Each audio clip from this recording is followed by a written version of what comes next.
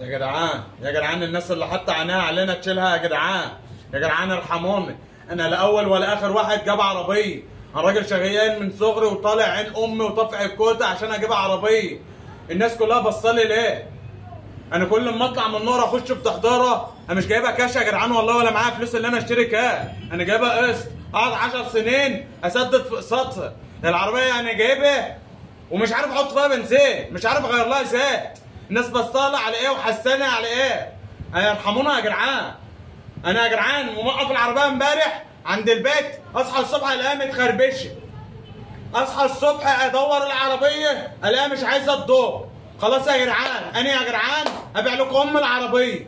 انا يا جدعان مش عايز العربيه دي. العربيه دي يا جدعان معروضه عند محل اولاد عاشور، انا مش هبيعها.